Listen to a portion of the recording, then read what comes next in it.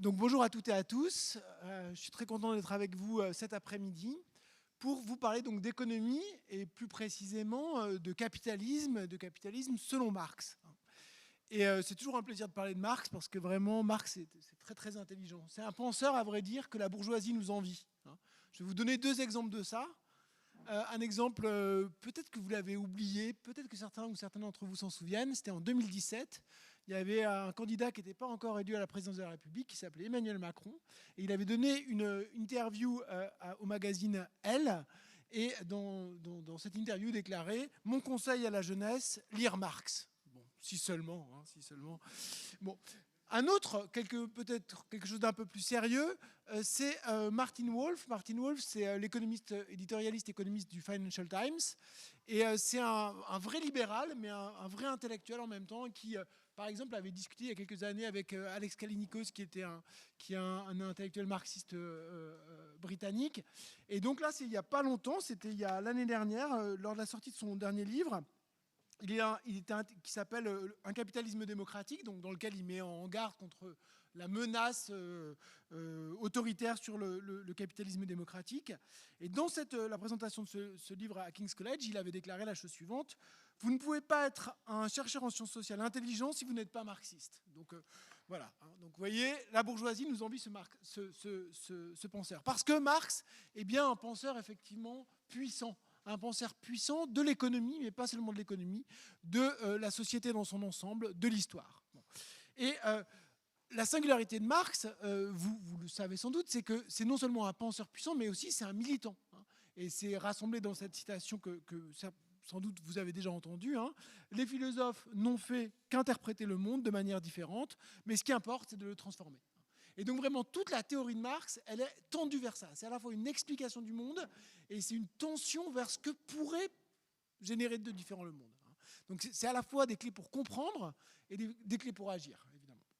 Alors, bon, comment aborder la théorie de Marx, qui évidemment est foisonnante et gigantesque, et impressionnante, et très sophistiquée, mais est aussi immense, en, je ne sais pas combien de temps j'ai, mais quelque chose comme, mettons, on va dire 1 heure, 3/4 d'heure, 1 heure, et puis des questions, quoi. Bon. Ça ne va pas être facile. Alors, je vais vous demander le meilleur de votre attention. Et puis, moi, je vais essayer de m'appliquer pour être bien organisé. Et on va faire ça. Je vais me rapprocher donc le micro de ma bouche. C'est mieux comme ça ? Ouais. Je vais rapprocher le micro de ma bouche, ça sera plus facile. Et donc, on va voir ça en 5 points. En 5 points. Le premier point, ça va être d'abord de voir que la théorie du capitalisme de Marx, elle s'inscrit dans une théorie de l'histoire comme succession des modes de production. Donc finalement, c'est une idée évidemment très importante. C'est que le capitalisme n'est pas le début, n'est pas quelque chose de naturel, n'est pas le début de l'histoire humaine, et n'est pas non plus sa fin. C'est une époque, si vous voulez. Bon. Le deuxième concept important, c'est le concept de marchandise. La marchandise comme fétiche. Donc on se posera cette question-là. Qu'est-ce que veut nous dire Marx derrière cette idée que la marchandise est un fétiche, quelque chose qui finalement masque un peu la réalité. La troisième idée, c'est peut-être celle avec laquelle vous êtes le plus familier, c'est l'idée d'exploitation. C'est que le capitalisme, c'est l'exploitation. C'est du travail qui est volé aux travailleurs par les capitalistes. Donc on verra un peu comment ils construisent ça et comment ça se lie à la théorie de la compétition. Et puis enfin, le capital, c'est la dynamique du capital, sa transformation. Le capital, c'est donc de la valeur en mouvement. Donc là, on passe du travail au capital et du coup, c'est de la valeur en mouvement, c'est la question des crises. Voilà. Ça, c'est le 4e point. Et le 5e point, c'est la question du devenir du mode de production, ce qu'il appelle la socialisation comme tendance historique de l'accumulation du capital. Donc je résume 5 points. Le capitalisme dans l'histoire des modes de production. 2, la marchandise comme fétiche. 3, l'exploitation. 4, le capital comme de la valeur en mouvement. Et 5, la socialisation comme tendance historique. Ça va ? Tout le monde a bien en tête ces 5 points ? Super. Alors, une théorie de l'histoire. Une théorie de l'histoire, c'est tout simplement cette idée simple mais essentielle, qui est oubliée par la plupart de celles et ceux qui réfléchissent sur le monde actuel, c'est que le capitalisme n'est pas éternel. Le capitalisme a une histoire, et c'est une histoire qui est amenée à être dépassée. Et la définition du matérialisme historique, ce qui fondamentalement finalement définit le marxisme, peut être donnée par exemple, Rosa Luxembourg, une économiste et militante célèbre allemande du début du XXe siècle. Alors voilà comment elle définit le matérialisme historique. L'histoire dans toutes les sociétés passées est en dernière instance l'histoire de leurs rapports de production et d'échange. Sous le règne de la propriété privée, l'évolution de ces rapports se manifeste par la lutte des classes dans les institutions politiques et sociales. Alors là, on a à manger, les amis. Donc on va discuter un peu sérieusement parce qu'il y a beaucoup de choses à dire là-dedans. Rapports de production et d'échange, et puis l'évolution de ces rapports se manifeste par la lutte des classes dans les institutions politiques et sociales. Alors, qu'est-ce qu'on peut raconter sur ces différents concepts ? D'abord, l'idée de rapport de production. Les rapports de production, c'est fondamentalement la manière dont la production s'organise. La production s'organise, et c'est quelque chose qui a lieu indépendamment de la volonté de chacun et chacune. On vit dans une époque de l'humanité, et dans cette époque de l'humanité, eh bien, la manière de produire, de se reproduire, de se nourrir, de satisfaire ses besoins est historiquement définie. Alors, par exemple, dans le capitalisme industriel, mettons celui du début du XXe siècle, va être marqué par des entreprises de plus en plus croissantes, de plus en plus grandes, avec des grands ateliers industriels, et donc une organisation verticale du travail dans des grands ensembles de ce type-là. À l'inverse, on pourrait définir par exemple le mode de production féodal comme une autre époque de la production qui est dominée par la propriété et de la terre et des hommes par le seigneur qui finalement domine à la fois politiquement et économiquement les serfs féodaux et tire de cette domination un revenu soit monétaire, soit en nature. Donc vous voyez bien, féodalisme ou capitalisme industriel, c'est des manières différentes d'organiser l'histoire. Et c'est des relations qui ne sont pas les mêmes du point de vue juridique, du point de vue des rapports interindividuels, de la manière dont les paiements ou l'exploitation du surplus se fait. Donc ça, c'est une première idée importante. Mais il n'y a pas seulement l'idée de rapport de production, il y a aussi l'idée que dans les rapports de production, il y a aussi une dimension très matérielle. Ça va être la technologie. Quelles sont les technologies qui sont développées ? Est-ce que, et donc il y a un rapport intime très fort entre les rapports de production et les forces productives, c'est-à-dire la technologie, les savoir-faire. Alors, on ne va pas s'étendre très longtemps là-dessus, mais il y a un grand débat, beaucoup de travaux dans le marxisme pour savoir qui domine, si c'est les rapports de production, c'est-à-dire la manière de s'organiser qui va créer des technologies. Donc fondamentalement, on pourrait dire que les technologies dans lesquelles on vit aujourd'hui sont telles qu'elles sont parce qu'elles sont créées par les capitalistes en vue de faire du profit. Ou si à l'inverse, c'est la manière, les technologies dont on dispose qui expliquent la manière dont la production est organisée. Bon. Sans rentrer davantage dans les détails, on pourrait dire que le consensus aujourd'hui, c'est que c'est dialectique. Il y a un rapport entre les deux. Il n'y a pas de neutralité des forces productives. Elles sont bien le produit des rapports de production. Elles ont bien été pensées dans le cadre de certains rapports de production. Mais à la fois, la manière dont la société s'organise dépend des technologies qui sont disponibles.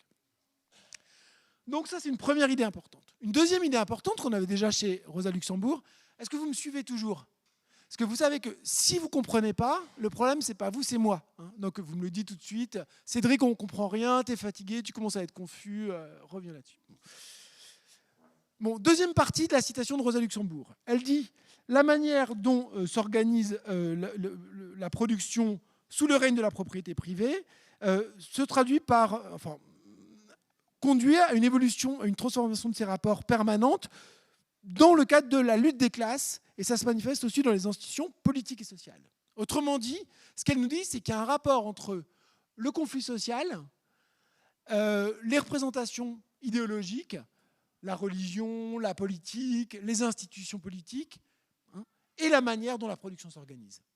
Autrement dit, rapport de production et force productive, d'un côté, constitue la base économique de la société, et cette base économique de la société, elle génère du conflit. Elle génère du conflit. Eh bien, évidemment, dans nos sociétés capitalistes, une des formes du conflit qui domine, c'est le conflit entre salariat et classe capitaliste. Mais ce n'est pas le seul conflit qui existe. Il y a d'autres manières d'être polarisé dans les sociétés capitalistes que nous disent les sociologues marxistes aujourd'hui. On peut être dans un rapport conflictuel entre le propriétaire de notre logement et nous-mêmes, d'autant plus si c'est un grand fonds d'investissement.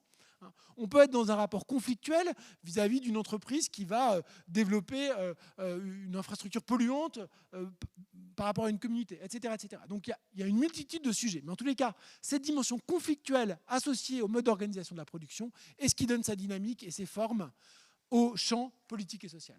Donc ça, c'est la deuxième idée très importante. Donc vous voyez, là, on a un petit bric-à-brac finalement assez simple mais très puissant qui nous dit la manière dont on s'organise a à voir avec la technologie. Et ces deux éléments-là, eux-mêmes, génèrent du conflit. Et dans le conflit se créent des institutions politiques et sociales. Et c'est à partir de ce conflit-là et dans ce jeu des institutions politiques et sociales qu'on peut, à l'inverse, venir transformer ces rapports de production et le mode d'organisation. Donc vous voyez là, on a de quoi travailler, quoi. On a de quoi travailler. Alors, est-ce que je voulais vous dire autre chose là-dessus ? Non, je ne vais pas vous dire grand-chose de plus, si ce n'est quand même évoquer un texte de 1859 qui est très célèbre, dans lequel Marx dit justement que c'est des contradictions entre ces forces productives matérielles et les rapports de production que naissent les époques de révolution sociale. Donc je vais vous lire ce petit texte, et puis on spéculera 2 minutes autour de ça. Alors, donc, à un certain stade de leur développement, les forces productives matérielles de la société entrent en contradiction avec les rapports de production existants. Donc, les forces productives, la technologie rentrent en contradiction avec la manière dont on s'organise pour produire. Ou, ce qui n'en est que l'expression juridique, avec les rapports de propriété au sein desquels elles s'étaient mises jusqu'alors. Oui, les rapports de production sont adossés à des rapports de propriété juridiques. De forme de développement des forces productives qu'ils étaient, ces rapports deviennent des entraves. C'est-à-dire que jusqu'à présent, ces rapports de production étaient des rapports de production qui avaient permis le développement des forces productives. Eh bien, pensez au capitalisme. La sortie du féodalisme est quelque chose qui a permis d'organiser différemment la société, mais qui a contribué à la force révolutionnaire extraordinaire du capitalisme qui crée la modernité avec à la fois cette prospérité et cette paupérisation, cette destruction, les deux étant partie prenante de ce même mouvement historique. Et donc, lorsque les forces productives rentrent en contradiction avec les rapports de production, lorsque ces rapports de production n'arrivent plus à développer les forces productives, qu'est-ce qui se passe ? Banco, on arrive dans une époque de révolution sociale. Le changement dans la base économique bouleverse plus ou moins rapidement toutes les normes infrastructures. Donc ce que dit Marx, c'est qu'à un moment donné, lorsque manière d'organiser la production et organisation objective des capacités objectives de développer la production, donc la technologie, lorsque ces deux rentrent en contradiction, eh bien, il y a une perspective de transformation sociale radicale. Alors, spéculons autour de ça. C'est sympa parce que lorsqu'on a cette citation en tête, on peut se dire, bon, ben voilà, ça fait 2 siècles que les camarades se battent, mais là, en fait, c'est maintenant que les forces productives rentrent en contradiction avec les rapports de production. Alors, évidemment, c'est trop mécaniste. D'ailleurs, Marx a dit des choses beaucoup plus complexes. Il n'a pas que dit ça. Donc, c'est beaucoup mécaniste, mais c'est quand même intéressant de spéculer autour de ça. Si on devait penser aujourd'hui, quelles sont les contradictions entre rapports de production et forces productives ? Est-ce que vous auriez des idées ? Est-ce que quelqu'un me dirait qu'il y a quelque chose qui montre vraiment que c'est aberrant, ça pourrait s'organiser mieux, plus efficacement ? Oui, monsieur ?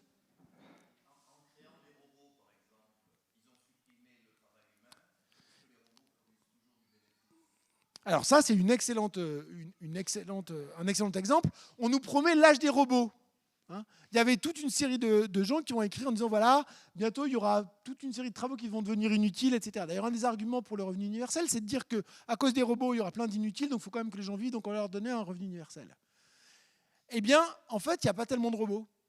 La productivité stagne, il n'y a pas beaucoup de robots. Pourquoi ? Pour la raison que vous donnez, c'est qu'en fait, ce n'est pas profitable de faire des robots suffisamment maintenant, et donc il y a une forme de limite. Si jamais ça devait se généraliser, il y aurait effectivement une contradiction systémique. On ne peut pas faire de profit avec des robots, on va le voir dans un instant quand on discutera un peu de l'exploitation. Un autre exemple que je vais vous donner, c'est la monopolisation de la connaissance. Aujourd'hui, la connaissance, les informations, les données sont emprisonnées. Emprisonnées dans quoi ? Emprisonnées par des droits de propriété intellectuelle. Vous voyez, c'est quand même complètement aberrant. On peut avoir à la maison accès à l'intégralité des films et des musiques du monde entier, et on passe notre vie à jongler avec les codes de nos cousins et je ne sais pas quoi pour pouvoir avoir accès aux plateformes musicales et aux différents films, ou alors on télécharge de manière illégale. Je veux dire, c'est très compliqué. Il y a vraiment une espèce d'obstacle finalement à la circulation de cette connaissance. Ce qui est vrai pour les œuvres d'art est vrai bien au-delà. Pour tout ce qui est brevet. Les brevets aujourd'hui sont beaucoup plus durs qu'ils n'étaient par le passé, et ces brevets, c'est des choses qui empêchent toute une série de technologies, notamment plus propres, de se développer davantage. Et il y a encore beaucoup d'autres choses. Pensez, souvenez-vous, pendant la pandémie. Je ne sais pas si vous avez remarqué, mais pendant la pandémie, à un moment donné, il y avait Google qui publiait des graphiques sur la fréquentation des différents lieux. Donc vous pouvez regarder pour telle ville, quel était le niveau de fréquentation des pharmacies, des parcs, etc. Donc une information. Pour les militants, c'était un truc qui est vachement intéressant, puisque c'était avec les heures, vous pouviez optimiser votre force militante si vous le vouliez. Bon, ben ça aujourd'hui c'est fini, ils l'ont reprivatisé. C'était juste temporaire pendant la pandémie pour pouvoir aider les politiques sanitaires. Bon, et on pourrait multiplier les exemples. Aujourd'hui, il y a de la connaissance qui est monopolisée très puissamment, et juridiquement, et par les big tech. Et ils utilisent cette connaissance uniquement à leur propre bénéfice, pour vendre de la publicité ou pour définir des produits dont ils ont le monopole. Eh bien là, il y a quelque chose qui empêche l'épanouissement de la société au sens large, que ce soit au niveau sanitaire, dans l'accès à la culture, mais aussi dans le développement des technologies. Là, il y a une contradiction. On a, si vous voulez, à un moment donné, si les forces productives pourraient être davantage développées, s'il y avait davantage de circulation de la connaissance.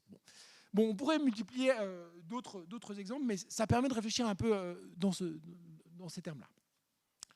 On laisse tomber pour le matérialisme historique. Un gros morceau passé assez rapidement. Alors on va sur un autre gros morceau qu'on va passer tout aussi rapidement, qui est la marchandise comme fétiche. Évidemment, il y a un lien entre les deux. Puisque c'est quoi le capitalisme ? Le capitalisme, c'est le moment où la marchandise devient la forme généralisée des échanges économiques.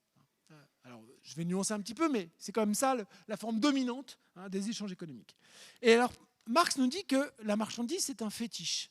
Alors, c'est un peu bizarre, ça. Pourquoi il utilise cette référence à un fétiche ? Alors, qu'est-ce qu'un fétiche, d'abord ? Un fétiche, nous dit le dictionnaire, c'est un objet qui est considéré comme le support ou l'incarnation de puissance supra-humaine, et en tant que tel doué de pouvoirs magiques. Alors, pourquoi la marchandise est un fétiche ? Quels sont les pouvoirs magiques de la marchandise ? Eh bien, pour Marx, la chose est assez simple. C'est que si vous... alors, je vais essayer de vous montrer un truc. Normalement, c'est des slides que j'ai, mais évidemment, je ne les ai pas. Mais je vais vous les montrer comme ça. Vous ne les verrez pas, mais je les commenterai, c'est pas grave. Là, certaines d'entre vous voient peut-être quelque chose. Vous voyez quoi ? Vous voyez 2 chaises. Bon, ben, 2 chaises, ça, c'est vachement intéressant. C'est des choses sur lesquelles on peut s'asseoir et on va évaluer éventuellement si on les trouve jolies ou pas jolies. Bon, bref, on va s'intéresser à leur valeur d'usage. En quoi elles sont utiles ? Quand je vous montre cette photo avec ces 2 chaises, c'est ça ce que vous voyez. Quelle est la valeur d'usage de ces 2 chaises ? Est-ce qu'elles sont utiles ? Est-ce qu'elles ont l'air solides, etc. C'est ça la question que vous vous posez. Maintenant, si je vous montre cette deuxième photo que vous ne voyez pas très bien, mais vous comprenez l'idée, qu'est-ce que vous voyez ? Vous voyez 2 chaises, mais vous voyez leur prix à côté. Et là, ce sont 2 marchandises.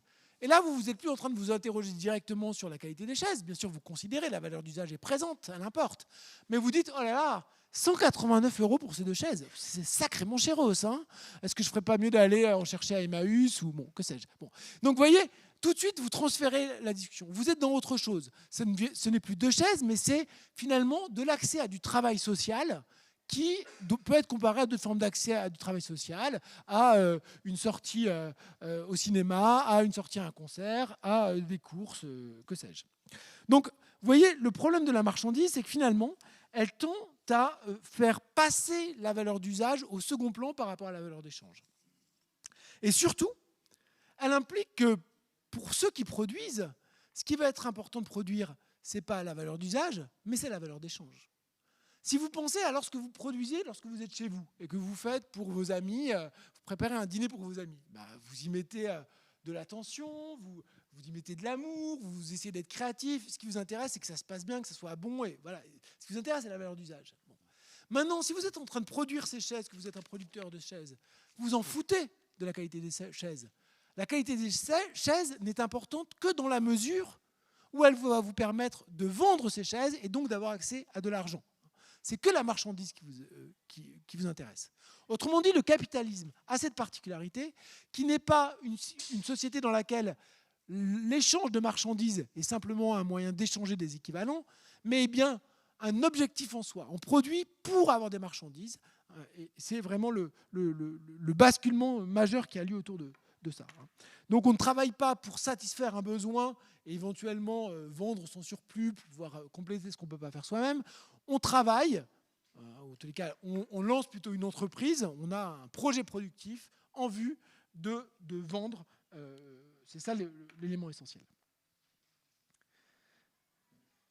Alors, je reviens à cette idée de fétiche. Pourquoi Marx il parle de fétiche? Eh bien, il parle de fétiche parce que le problème que pose cette forme, c'est qu'elle nous aveugle finalement sur la réalité des rapports de production et des échanges matériels qui sont derrière. Lorsque je vous présente ces deux chaises marchandises, ce que vous voyez, c'est uniquement leur qualité apparente et leur prix. Mais on est complètement aveugle aux conditions dans lesquelles elles ont été produites, aux conditions de leur utilisation environnementale, à leur qualité intrinsèque un peu plus compliquée à apprécier. Donc il y a une dimension finalement de fétichisation, parce que cette forme, elle renvoie aux humains l'image d'un rapport social des producteurs au travail global comme un rapport social existant en dehors d'eux. Donc pour retraduire cette citation de Marx, il dit la chose suivante, il dit « Lorsque vous voyez une forme marchande, eh bien vous ne voyez pas que derrière, il y a des travailleurs. Vous ne voyez pas les chaînes de travail qu'il y a derrière. C'est quelque chose qui est complètement effacé. Et ce que vous voyez, c'est uniquement ce chiffre magique, le prix, qui rend toute chose comparable, alors qu'évidemment, en tant que processus social et processus écologique, pourrait-on rajouter, eh bien les différentes marchandises sont incommensurables les unes aux autres. Alors, je vais conclure cette partie sur la marchandise en disant, bah voilà, c'est très important cette dimension de fétiche et la dénonciation de cette dimension de fétiche. Moi, quand j'ai commencé à militer, j'ai passé beaucoup de temps dans le mouvement altermondialiste. Et dans le mouvement altermondialiste, un des slogans essentiels, c'était « Le monde n'est pas une marchandise ». Et pourquoi « Le monde n'est pas une marchandise » était un slogan aussi important? Eh bien, pour deux raisons. La première raison, c'était vraiment, bien sûr, l'idée d'extension du capitalisme et la réduction de toute chose au calcul marchand. Donc, il y avait cette idée de moment de la mondialisation où on libéralisait à tout crin. Donc, c'était s'opposer à ça. Mais plus fondamentalement, c'était de dire que notre rapport au monde doit être médié par autre chose que par le prix qui permet de tout comparer. Il y a une forme de qualité intrinsèque dans le rapport au monde dans lequel il faut s'inscrire et c'est à ça qu'il faut travailler et ce n'est pas la marchandise qui permet de le faire.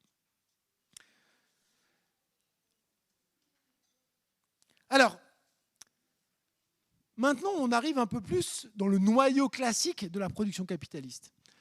Vous savez que l'échange marchand, il prédate du capitalisme. Il y avait des marchés à l'époque de l'Antiquité, par exemple. Mais ce qui dominait historiquement précédemment, c'était plutôt une logique d'échange d'équivalents.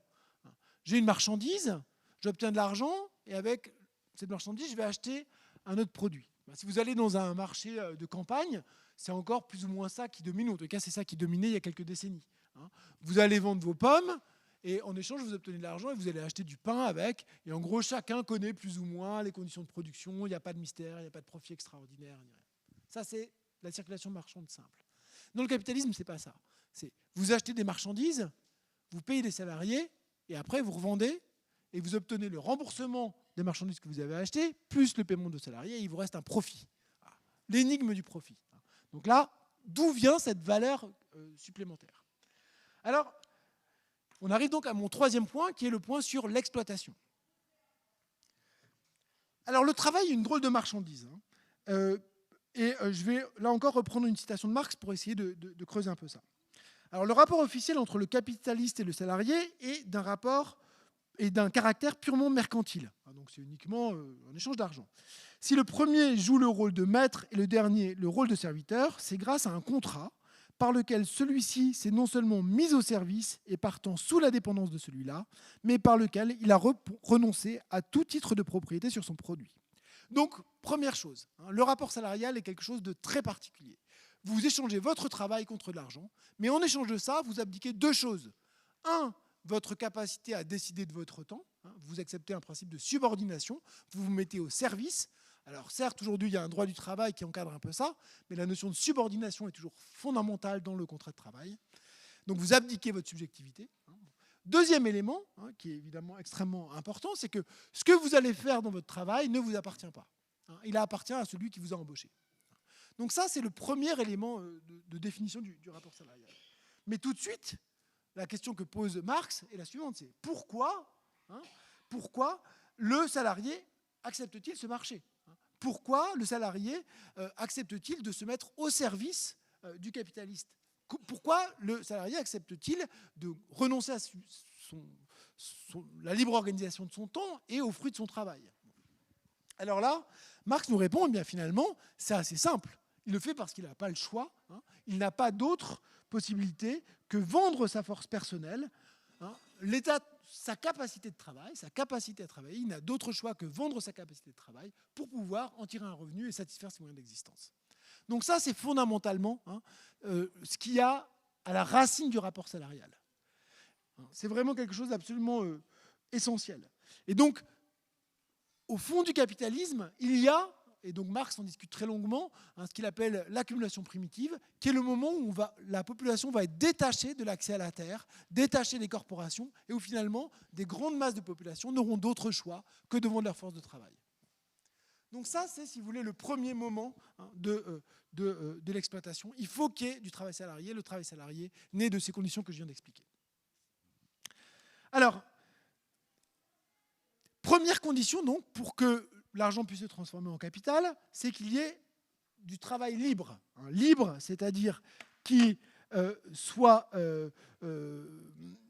contraint de vendre sa force de travail et donc qui puisse être acheté par le capital. La force de travail, finalement, est une marchandise du point de vue du capital, qu'il peut acheter. Mais la particularité de la force de travail par rapport à la banane, c'est quoi, par exemple? La banane, lorsque vous l'avez achetée, si vous la mangez, vous n'avez plus de banane, quoi.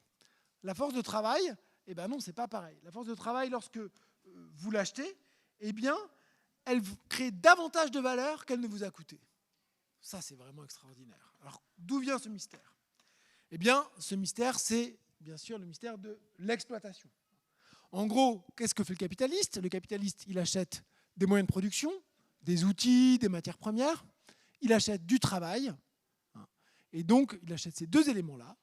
Et ensuite, il va vendre, il lance son projet productif parce qu'il est convaincu que la marchandise qu'il va réussir à mettre en œuvre en ayant acheté ces deux éléments-là vaudra plus que ces deux éléments-là. Et la différence entre les deux, c'est donc du travail qui n'est pas rémunéré. Donc ça, c'est le cœur de la doctrine marxiste de l'exploitation, c'est l'idée que le travail est une marchandise qui crée plus de valeur qu'elle n'en coûte au capitaliste. Bon, là, je vois bien que je ne vous apprends rien. J'ai mis beaucoup de conviction, mais vous le voyez. Alors peut-être que je peux vous apprendre un tout petit peu sur un autre point, qui est sur le fait qu'il y a deux manières d'augmenter le profit pour les capitalistes. Une première manière, c'est tout simplement de faire travailler les gens plus longtemps. Bon, voilà, ça c'est quelque chose d'assez simple. Vous vous souvenez peut-être à Bosch, je crois que c'était il n'y a pas très loin d'ici, à Romans-sur-Isère, il me semble, il y a une dizaine d'années ou une quinzaine d'années, Bosch avait proposé un accord à ses salariés, avait fait le chantage suivant à ses salariés, soit on ferme l'usine, soit vous acceptez de travailler 39 heures, payez 35. Bon, voilà, vous comprenez bien, là, vous faites travailler les gens plus longtemps, vous ne les payez pas plus, vous augmentez les profits, c'est un des moyens d'augmenter la survaleur, d'augmenter l'exploitation. Il y a un autre moyen qui est plus progressif, c'est-à-dire qui est plus modernisateur, qui est plus générateur de dynamisme, c'est quoi? C'est d'avoir des nouvelles manières de produire qui sont plus efficaces. C'est-à-dire d'introduire une nouvelle technologie, une nouvelle forme d'organisation, un nouveau produit, bref, d'innover. Et donc, de cette manière-là, de trouver les moyens de vendre sur le marché les produits que l'on a réalisés à un prix plus cher que précédemment, ou de diminuer le coût de production de ces produits sans diminuer donc le prix du travail. Donc cette innovation, elle permet, vous voyez, d'augmenter les profits sans diminuer la rémunération du travail. Simplement, moins de travail est nécessaire pour générer la même valeur. Alors ça, c'est très important. Comment on fait pour comprendre ça? C'est quelque chose qui n'a jamais lieu partout en même temps. Si ça avait lieu partout en même temps, finalement, les prix baisseraient immédiatement. Mais ça a lieu progressivement dans les différentes entreprises qui sont en concurrence. Une entreprise en concurrence, quelqu'un se dit, voilà, moi je vais organiser ça de cette façon-là. Il change l'organisation. Du coup, ça lui permet de faire travailler les gens plus efficacement. Et donc, il peut réaliser plus de profits, éventuellement vendre davantage de marchandises, peut-être même baisser ses prix. Et par l'innovation, il va augmenter ses profits, mais ce n'est pas quelque chose de générique. Donc je pense que c'est très important de comprendre cette idée-là. C'est que ce qui est progressif dans le capitalisme, c'est l'augmentation de la productivité. Et l'augmentation de la productivité, elle se fait par l'innovation. Et ça a lieu dans le processus de concurrence.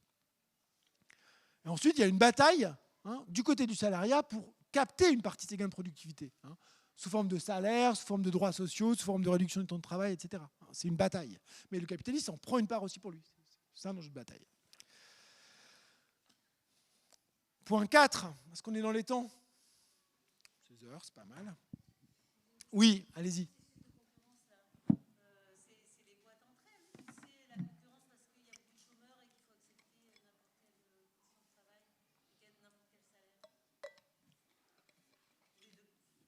Non, non. Si c'est apporter, c'est-à-dire baisser le salaire réel ou faire augmenter le temps de travail sans augmenter les salaires, c'est la même chose. C'est baisser le coût du travail, en fait, le coût réel du travail. Et ça, c'est la partie, si vous voulez, accumulation qui n'est pas progressive du point de vue du capitalisme. Une accumulation qui est une production de survaleur absolue, mais quelque chose de prédateur, de régressif et qui a une limite au bout d'un moment. Pardon ?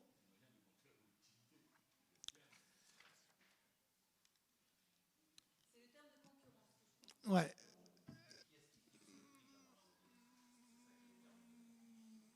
Donc il y a plusieurs éléments. Alors, attendez, il y a plein de questions. Il y a plein de questions qui sont posées en même temps.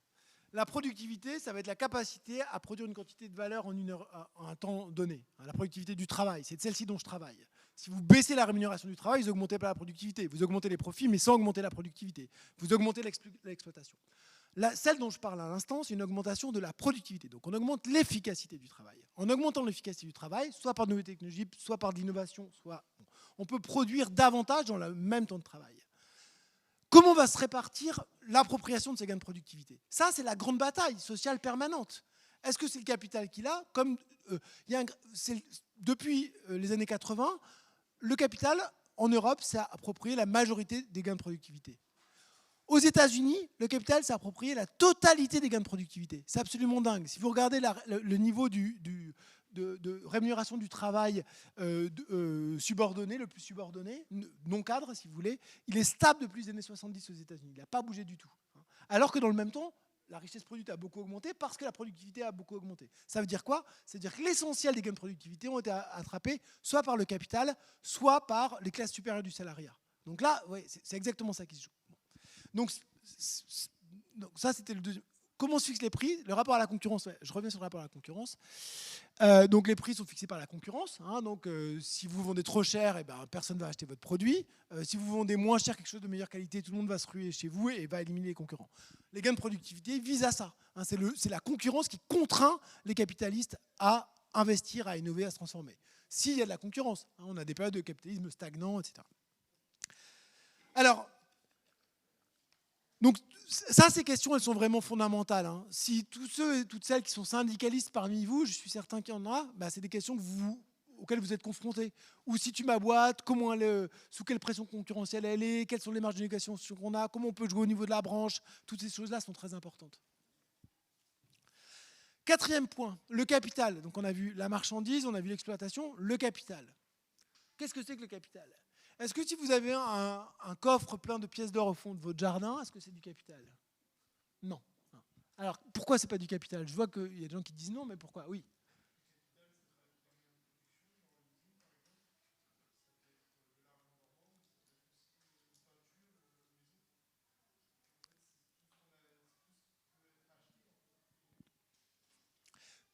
C'est à peu près ça, mais pour être encore un tout petit peu plus précis, vous pouvez penser au capital comme au cycle de l'eau. Vous voyez ce que c'est que le cycle de l'eau? Il y a l'océan, il y a l'évaporation, il y a les nuages, il y a les orages, il y a la neige, il y a les torrents, il y a les fleuves, il y a les grottes souterraines, il y a les lacs, etc. Tout ça, c'est de l'eau. Mais tout ça, ce n'est pas la même chose, c'est différent. Eh bien, le capital, c'est pareil. C'est comme vous l'avez dit, ça peut être une maison, une masse de liquidité, ça peut être une usine, un stock de marchandises, etc. Bon. Ce qui est important, c'est que ce soit de la valeur, mais que ça circule. Plus ou moins vite, mais ça circule. Le capital, c'est de la valeur en mouvement. C'est ça vraiment la définition du capital. C'est de la valeur en mouvement. Mais la grande différence entre le capital et le cycle de l'eau, c'est quoi? Eh bien, c'est que le cycle de l'eau, c'est une reproduction à peu près stable. On a à peu près la même quantité d'eau qui circule. Alors que le capital, c'est une spirale. Il y en a toujours de plus en plus. Le capital participe d'un mouvement d'accumulation. De période en période, il faut qu'il y ait plus de capital. Alors, le capital, c'est donc de la valeur en mouvement, et c'est ce que j'évoquais tout à l'heure, l'idée qu'on a d'abord de l'argent, qu'on va investir, et donc là, je vais décrire ce cycle de circulation du capital. Je fais cette explication, puis je reviendrai sur votre question après, si vous voulez bien. voilà quel est le cycle du capital. On a de l'argent d'abord, et avec cet argent, qu'on a soit épargné soi-même, soit qu'on arrive à emprunter à la banque, soit qu'on lève auprès d'investisseurs, bon, bref, on va acheter des marchandises, on va embaucher des salariés, et on va donc mettre en œuvre le procès de travail. Donc là, vous voyez, il y a déjà 2 moments qui sont importants. 3 moments. Le moment du financement, le moment de l'approvisionnement et le moment de la production elle-même. Dans ce moment de la production-là, il se joue quelque chose de très particulier. C'est quoi? C'est que non seulement dans ce moment de la production, on va produire des nouvelles marchandises, mais on va produire quoi surtout? On va produire de la survaleur, on va produire du profit. C'est là où se joue ce moment magique où le capital augmente de taille. Il n'y a pas d'autre moment, c'est dans le moment de la production. Mais ensuite, lorsque vous avez fait ces nouvelles marchandises, vous n'êtes pas complètement tiré d'affaire. Il faut encore les réaliser, c'est-à-dire il faut trouver les moyens de les vendre. Et puis ensuite, une fois que vous les avez vendus, eh bien, vous allez distribuer les revenus, hein, donc capital, taxes, etc. Et puis ensuite, on revient au financement. Alors vous voyez, toutes ces étapes, c'est très important de les avoir en tête. Pourquoi? Parce que toutes ces étapes sont autant d'occasions de crise. C'est pour ça qu'il n'y a pas une crise du capital. Il y a des milliers, pas des milliers, mais il y a de nombreuses différentes formes de crise du capital. Toujours ce qui est en commun dans ces crises, c'est qu'à un moment donné, il y avait de la valeur qui était investie et qui devait apporter du profit et qui ne va pas en apporter autant que prévu. C'est ça qui définit une crise du capital. Il y a un moment de dévalorisation. Il y a du capital qui était là, il est censé grossir, il ne va pas grossir. Mais la raison pour laquelle il ne grossit pas peut être très différente. Ça peut être soit que, manque de bol, vous avez fait votre business plan, là, vous avez un projet de start-up de tarte au brocoli là, hyper bien.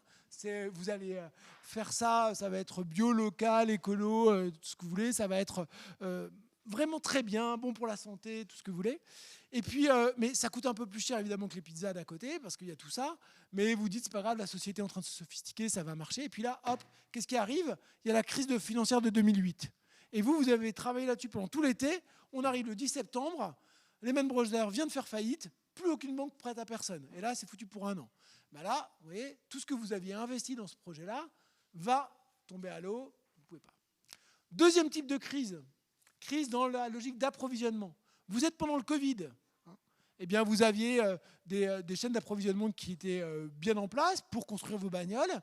Et là, hop, d'un coup, eh bien, les puces électroniques dont vous aviez besoin, impossible de les fournir. Et pendant 1 an, ça va être impossible d'acheter des voitures neuves en Europe.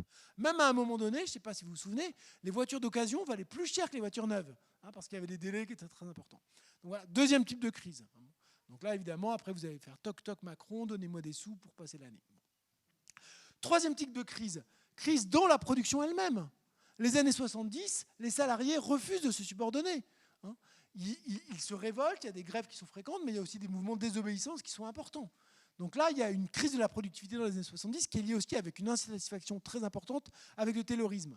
Bon, vous avez une grève contre les retraites qui est suivie massivement, qui aurait été suivie massivement dans le secteur privé. Vous auriez pu avoir de la même manière, à un moment donné, un blocage au niveau de la production qui finalement venait attaquer les profits de manière très significative. Bon, puis encore un autre moment. On arrive maintenant en 2022-2023. Inflation très importante qui vient bouffer le pouvoir d'achat des salariés. Eh bien, votre entreprise de tarte au brocoli que vous aviez enfin réussi à monter, qui s'était développée, etc., eh bien, elle se casse la gueule. Pourquoi? Parce que les budgets des ménages sur l'alimentation sont très fortement attaqués. Du coup, les gens ne peuvent plus consommer. Donc là, c'est du côté de la demande que ça bloque. Donc tout ça, et on pourrait encore continuer, hein, tout ça, ce sont des modalités des crises. Le capital a ce mouvement de circulation, de valorisation en circulation, qui est l'opportunité de multiples crises. Autrement dit, le slogan de dire « le capitalisme, c'est la crise », c'est un slogan qui est très juste. On n'est jamais très loin d'une crise dans le capital. Mais ensuite, il y a des batailles pour déplacer le coût de la crise. Déplacer le coût de la crise, le déplacer des capitalistes aux salariés. Mais quand vous avez de l'inflation et que vous avez des super profits, qu'est-ce qui se passe? En fait, le capital réussit à préserver ses profits, mais impose aux salariés d'absorber le coût de la crise. Quand vous avez à avoir une crise financière qui se traduit par une dévaluation de votre monnaie, comme ça peut être le moyen, comme dans les relations entre la Chine et les États-Unis ou le Japon et les États-Unis, hein, d'augmenter la compétitivité d'un des deux pays et hop, de déplacer la crise dans un autre pays. Bon, on peut donner des exemples. Donc il y avait deux questions. Je m'arrête. Oui, allez-y.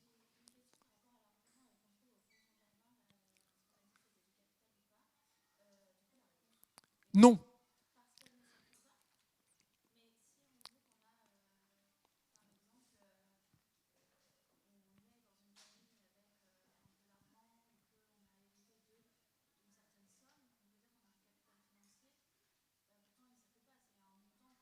Bah, si vous êtes dans une famille riche et vous avez un capital financier, vous inquiétez pas, il est placé votre argent.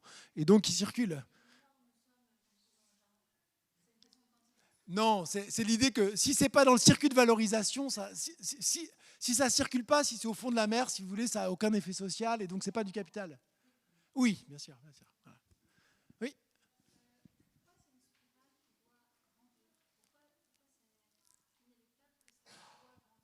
j'adore cette question, elle est tellement importante. Ouais, donc la question est la suivante. Pourquoi c'est une spirale qui doit grandir? Pourquoi on ne pourrait pas avoir finalement un capitalisme stagnant, voire décroissant? C'est des débats qui peuvent exister. Voilà. Voilà. Donc pourquoi c'est pas possible? Donc la réponse est en fait est vraiment, enfin, la question est vraiment intéressante et la réponse, à mon avis, est un peu plus compliquée qu'elle n'apparaît de premier abord. La réponse simple, c'est de dire le capital est investi en vue d'une plus grosse valorisation. C'est la raison pour laquelle on s'investit dans une activité entrepreneuriale dans le capitalisme. Si on ne fait pas ça, ce n'est pas du capitalisme. Donc il y a eu des moments dans l'histoire où il y a eu des systèmes où il n'y avait pas cette logique de profit. Au Moyen-Âge, quand on était seigneur et qu'on était très riche, qu'est-ce qu'on faisait? On faisait des fêtes et on faisait la guerre. Parce que c'était le moyen d'exprimer sa puissance. On n'investissait pas pour avoir davantage de capital. Bon. Donc, le propre du capitalisme, on pourrait dire, comme pulsion anthropologique, c'est d'augmenter. Mais il y a autre chose qui a à voir avec la concurrence, ce qui va m'amener sur la transition sur la partie suivante. C'est qu'en fait, si vous êtes dans le capitalisme et que vous n'investissez pas, eh bien, soit vous restez un petit artisan, mais donc vous n'êtes pas vraiment dans le capitalisme, vous êtes à la périphérie du capitalisme, vous avez votre échoppe de boulangerie, vous êtes un paysan de petite taille qui fait un fromage de chèvre dans un coin, bon, que sais-je. Voilà, ce n'est pas vraiment du capitalisme. Si vous êtes dans une vraie entreprise capitaliste qui fabrique des chaises, qui fabrique des voitures, qui fabrique des ordinateurs, si vous ne visez pas le profit, vous allez être éliminé. Pourquoi? Parce que pour pouvoir vous maintenir face aux concurrents, il faut investir dans des nouveaux procès de production qui sont soit plus efficaces, soit qui vous permettent d'avoir un meilleur marketing, soit qui vous permettent de diminuer les coûts, etc. Et pour avoir cette capacité d'investissement, qu'est-ce qu'il faut? Eh bien, il faut avoir dégagé des profits à la période précédente pour être capable de réinvestir. Si vous ne faites pas de profit, vous ne pourrez pas investir massivement. Si vous n'investissez pas massivement, eh bien, vous êtes éliminé. Donc, la logique, le capitalisme est un productiviste. Certes, il y a des super riches qui en profitent individuellement, etc. Mais le fond du système, ce n'est pas ça. Le fond du système, c'est le fait de produire pour le profit, pour pouvoir réinvestir, pour pouvoir gagner des parts de marché et se maintenir. Donc sans logique de profit, il n'y a pas de réinvestissement dans un cadre concurrentiel et donc il n'y a pas de capitalisme. Alors maintenant, pour maintenant répondre un petit peu de manière un peu différente, on pourrait imaginer un capitalisme qui soit finalement stagnant. Un capitalisme stagnant. Qu'est-ce que ça serait un capitalisme stagnant? Eh bien, ça serait un capitalisme finalement qui serait un capitalisme où les capitalistes se mangent entre eux. Un capitaliste prédateur. Et où finalement, on aurait, comme aujourd'hui, un certain nombre de très grandes entreprises qui sont capables de générer des puissances de profit extraordinaires, mais au détriment des autres capitalistes qui soit disparaissent, soit font des niveaux de profit de plus en plus faibles. Bon. Et ça, c'est une forme qui n'a pas vraiment existé historiquement. Là, on est en train de spéculer. Mais on pourrait imaginer un capitalisme qui arrête de croître, non pas, et que donc la masse des profits arrête de croître, mais pour que ça reste du capitalisme, ça voudrait dire que ça se fasse par l'élimination d'autres firmes. Et ça n'aurait donc qu'un temps. Hein, ce serait une phase de transition. Une question à droite.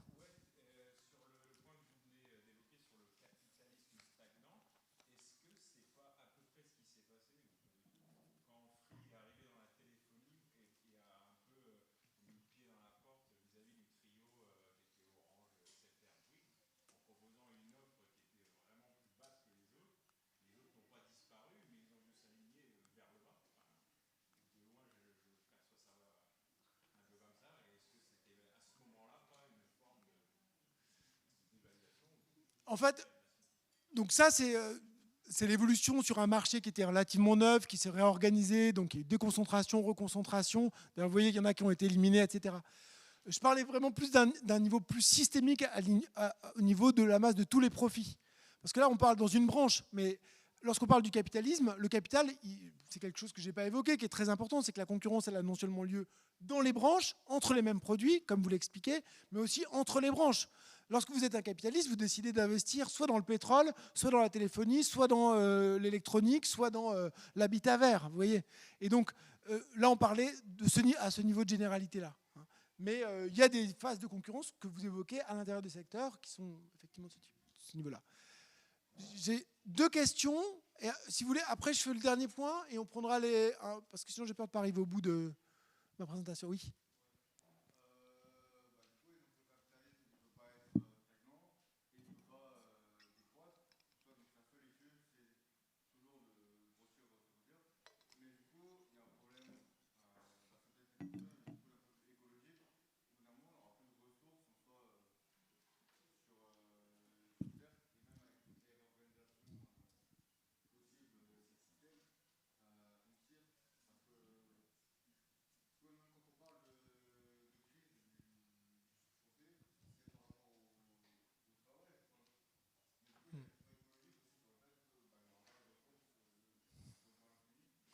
Ouais. Ouais, je vais vous répondre. C'est une question très importante. C'est la question de la croissance verte. Est-ce qu'on peut... Aujourd'hui, on nous vend l'idée d'un capitalisme vert, d'une croissance verte. Alors, qu'est-ce qu'on peut répondre à ça? Ouais, la question c'était est-ce qu'il n'y a pas une limite à la croissance possible du capitalisme, hein, parce qu'à bout d'un moment, il n'y aura plus assez de ressources, etc. Bon. La réponse, elle peut se faire en 2 temps. La première réponse, c'est de dire que on n'a pas d'indice que ça soit possible d'avoir un capitalisme qui continue à accroître et qui en même temps diminue la pression sur l'environnement. Ce n'est pas impossible logiquement d'imaginer une phase de croissance économique avec en même temps moins d'impact sur la nature. On pourrait imaginer ça théoriquement, que finalement on déploie toute une série de technologies propres partout en même temps et que grâce à ça on arrive à avoir une moindre pression sur la planète et en même temps plus de croissance économique. Ce n'est pas impossible théoriquement, mais on n'a pas aucun exemple concret qui permet de le démontrer. On a des exemples dans un pays, dans une dimension, par exemple sur le découplage CO2 dans certains pays, mais on n'a pas de vérification de cette idée-là de manière multidimensionnelle sur les écosystèmes dans leur ensemble et à l'échelle internationale. On a des petits pas isolés, mais on n'a pas d'indication au-delà. Mais même si ça, c'était possible, donc même faisons le pari que ça soit possible, que donc on arrive à un niveau d'efficacité bien meilleur qu'aujourd'hui dans l'utilisation des ressources et que donc on croisse économiquement en même temps qu'on diminue l'impact sur la nature. Une fois qu'on a été au maximum de ces gains, il y a bien à un moment donné où on touche une limite minimum, où il y a toujours un contenu matériel, il n'y a pas de disparition du contenu matériel à toute activité humaine.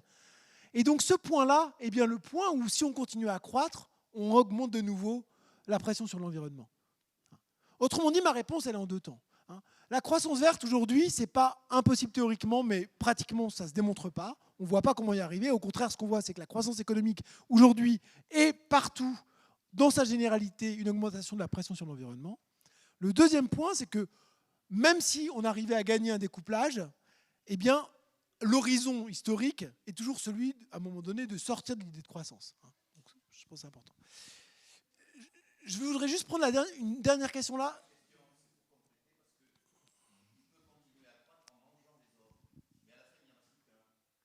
Ah, attendez, c'est ma dernière partie. Allez-y. Ouais.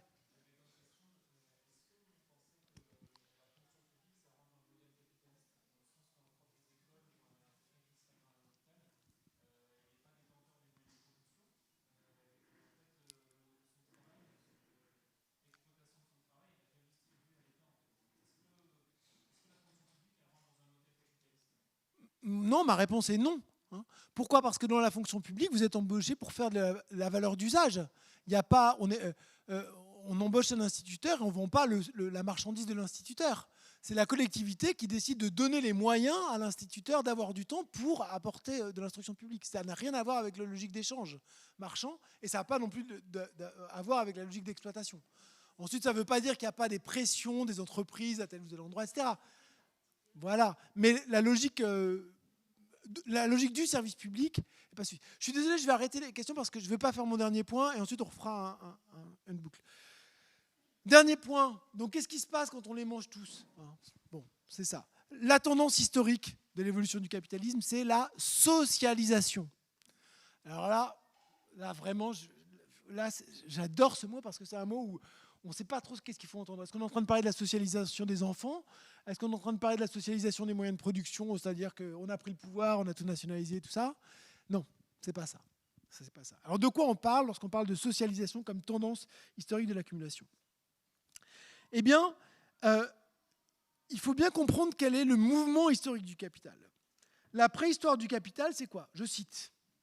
C'est la transformation des moyens de production individuels et épars en moyens de production socialement concentrés.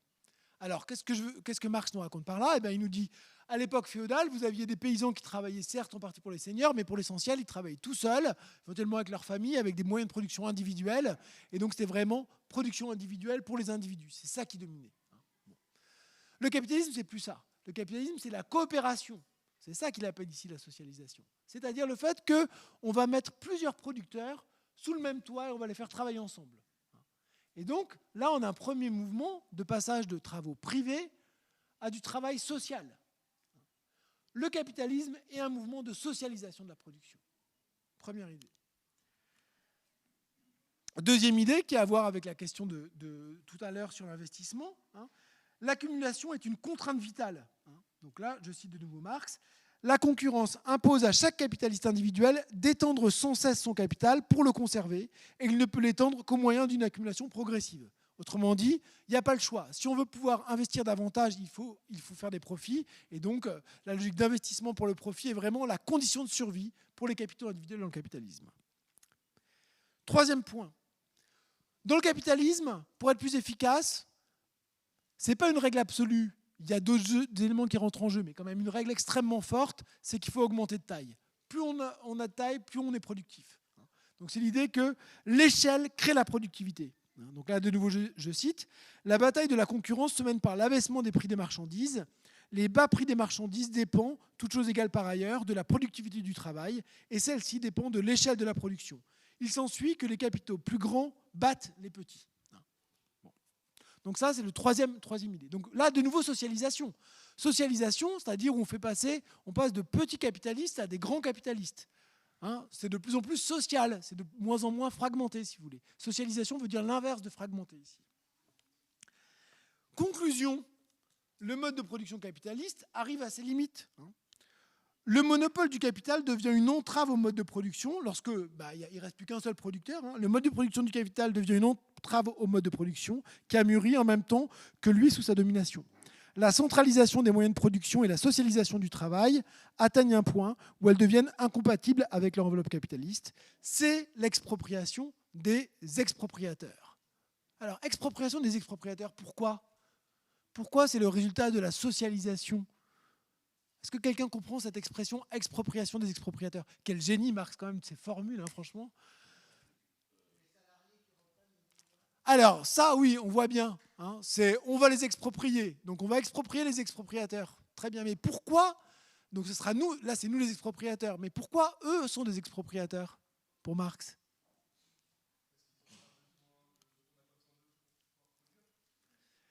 C'est un peu vrai, mais surtout ça renvoie au mouvement que je viens de décrire.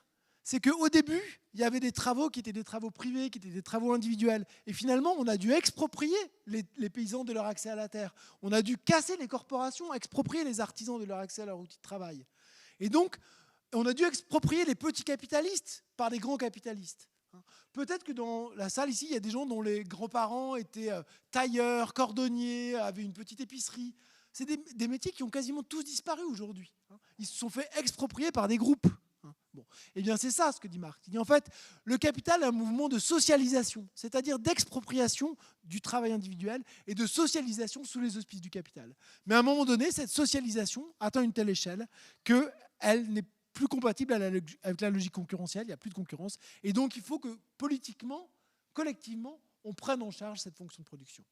C'est ça où il y a une vision un peu messianique de Marx, où il dit le mouvement de la concurrence aboutit à la monopolisation, et la monopolisation contredit le mode de fonctionnement du système et doit conduire à l'émergence d'un nouveau système.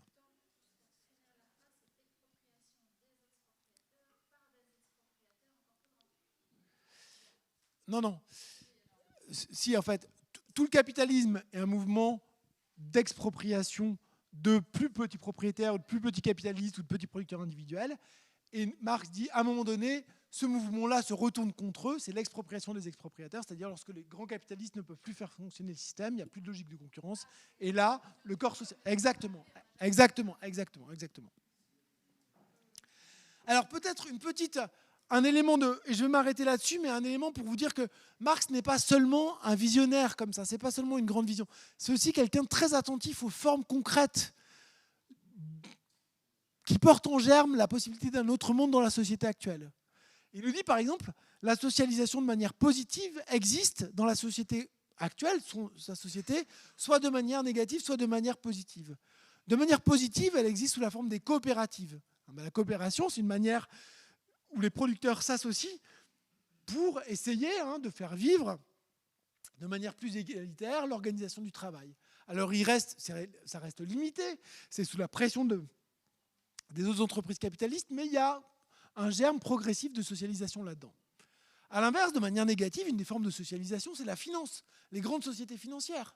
Si vous pensez à un groupe comme BlackRock aujourd'hui, ou Blackstone, qui sont deux grandes entreprises de gestionnaires d'actifs, BlackRock et deux autres entreprises qui fonctionnent avec elles, notamment une autre qui s'appelle Vanguard, possèdent aujourd'hui, sont le premier ou deuxième actionnaire dans la majorité des grands marchés financiers en Europe et aux États-Unis.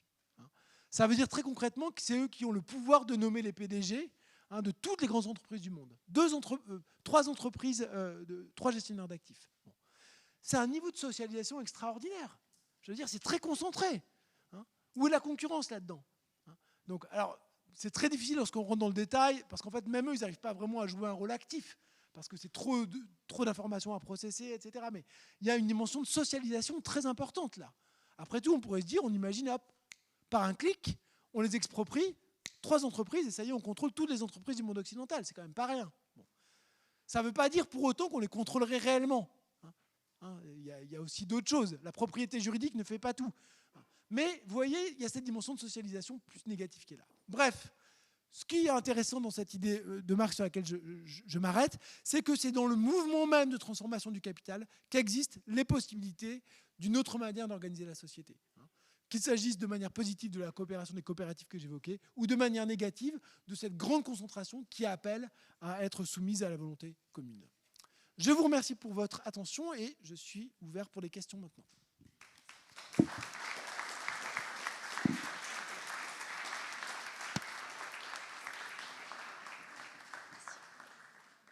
Si vous voulez, on en prend 4, 5, 4, on essaie de faire un homme, une femme, et puis on fait ensuite. Alors, allons-y, monsieur, madame, monsieur, et madame. L'économie circulaire. Ok, je note. Madame. Absolument. Alors, est-ce que quelqu'un peut faire circuler le micro, sinon moi je ne vais pas y arriver?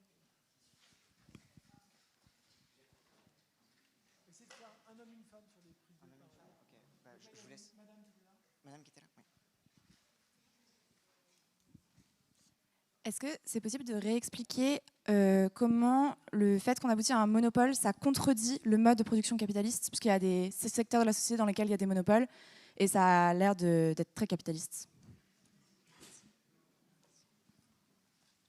On en prend 4. Ah, vous avez 2 micros? Oui, j'en ai récupéré un du coup. Okay, je veux bien encore 2 questions. Monsieur et madame, voilà. Il y a un élément qui n'a pas été évoqué, c'est que le capital peut aussi tenter de se survivre en détruisant. Et donc ça lui permet de recommencer. C'est ce qui s'est passé en 14 et en 40. Et donc ce n'était pas forcément positif, ce que Marx...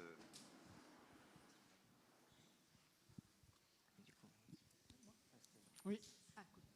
Bonjour, merci beaucoup pour la conférence. J'avais une question. Est-ce que vous pourriez réexpliquer un peu au niveau des brevets, comment est-ce qu'on pourrait fonctionner sans brevet? Est-ce que ça doit obligatoirement être fait à une échelle mondiale ou est-ce que ça peut être fait simplement à l'échelle des pays? Ou est-ce qu'il y a un risque, si c'est fait juste à l'échelle des pays, d'enlever les brevets, que dans les pays où il y a des brevets, ils s'emparent de l'innovation et l'utilisent dans une économie capitaliste? Merci beaucoup. Alors, je vais commencer par ces 4 premières questions. La première question sur l'économie circulaire. Alors, l'économie circulaire, d'un point de vue d'ingénieur, je pense que c'est un problème qui est très juste. C'est-à-dire il faut effectivement chercher à mesurer les inputs et les outputs et faire en sorte de réduire au maximum l'impact sur l'environnement de cette manière-là. Mais ça ne nous parle pas tellement de la valorisation du capital. C'est-à-dire que c'est une question un peu différente. On peut imaginer une société dans laquelle la planification joue un rôle beaucoup plus important et dans laquelle, effectivement, une comptabilité écologique en nature devrait adopter une logique d'économie circulaire. Voilà, donc ce serait ça ma réponse un peu rapide. Deuxième question sur les monopoles. Donc oui, vous avez raison, il y a des monopoles qui existent de manière importante et qui ne rentrent pas en contradiction avec le fonctionnement du système, jusqu'à un certain point, on pourrait dire. Parce que si vous avez une société qui est entièrement monopolisée, eh bien, vous n'avez plus l'obligation d'investir, et donc vous allez rentrer dans une logique de stagnation. Et alors, c'était un des grands débats qui a eu lieu dans les années 30, après la Grande Dépression, entre Sweezy, qui était un économiste marxiste, Paul Sweezy, et Joseph Schumpeter, qui était prof à Harvard, et lui était un Autrichien qui était un pro-capitaliste vraiment très, très, très optimiste. Et en gros, la position de Schumpeter, c'était de dire, en fait, dès lors qu'il y a la propriété privée des moyens de production et qu'il n'y a pas de réglementation qui empêche de rentrer, il y aura toujours de la concurrence. Même s'il y a des monopoles, il y aura des innovateurs qui vont arriver, il y aura des startups, il y aura des choses comme ça, et ça va quand même se transformer. Et ce que disait Sweezy, non, ça pouvait se verrouiller, il pouvait y avoir à un moment donné une forme de centralisation très importante qui aboutissait à la stagnation du système. Alors, c'est difficile de dire qui a tranché. D'un certain point de vue, Schumpeter a raison, puisque 70 ans après, le capitalisme est toujours là, etc. Mais en même temps, il y a eu beaucoup d'interventions politiques, il y a beaucoup d'autres facteurs qui ont joué. Le mécanisme que pointait Sweezy, à mon avis, n'est pas aberrant. L'idée qu'à un moment donné, ce monopole crée une forme de cristallisation où il y a de plus en plus de profits, moins d'opportunités d'investir, et donc quelque chose qui s'enraye. Troisième question, c'était sur la guerre. Oui, donc vous avez raison, ça c'est un des... notre ami Thomas Piketty, dans son premier livre, Le Capital au XXIe siècle, il a cet avertissement sinistre. Il dit les moments où on a réussi finalement à la fois à régénérer de la croissance économique et à réduire les inégalités, c'est les moments qui ont suivi les guerres. Parce qu'il y a eu une énorme destruction du capital qui donc a finalement permis de faire réaugmenter le taux de rentabilité du capital restant et donc de reconstituer une incitation à investir. Et donc il y a effectivement cette mécanique sinistre qui existe, c'est que finalement pour relancer la machine capitaliste, le meilleur moyen d'y arriver, c'est une crise du capital. Soit une crise financière, une crise réelle qui détruit du capital, soit une crise militaire qui détruit physiquement du capital et qui recrée des conditions d'investissement. Donc là, il y a bien ce côté sinistre, destructeur, le côté obscur, si vous voulez, du capital est tout à fait. C'est pas seulement l'exploitation, c'est pas seulement la destruction de la nature, mais c'est aussi que c'est par la destruction du capital suraccumulé que se créent les conditions de la relance du système. D'ailleurs, une des manières de penser aussi les limites du système actuel, la perte de dynamique, c'est que finalement, on a appris tellement à le gérer, ce système-là, à contenir les crises, les banques centrales interviennent, limitent les crises financières, etc., que finalement, on ne détruit plus, on détruit peu le capital suraccumulé. Et cette absence de destruction du capital suraccumulé est quelque chose qui sclérose le système, finalement. Donc là, c'est un argument qu'on peut faire en tant que marxiste, mais qui est fait aussi par des économistes très libéraux. Les Autrichiens, ils disent qu'il faut absolument laisser les crises aller parce que c'est le seul moyen de rafraîchir le système. Quatrième point, c'était sur la question des brevets. Alors, les batailles sur les brevets sont très importantes. Et c'est sûr qu'il faut bien comprendre que le régime de brevets dans lequel on est actuellement n'est pas du tout un régime qui a existé tout le temps. Par exemple, en France, jusqu'à la fin des années 60, c'était pas possible de mettre des brevets sur tout ce qui était médicaments et santé. C'était en 69, je crois. Donc, c'est-à-dire qu'il n'y avait pas de brevet sur le... Bon, évidemment, Pasteur, lorsqu'il a inventé... il n'a pas déposé de brevet, mais ça a été très loin. En Amérique latine, c'était le cas jusqu'à la fin des années 80.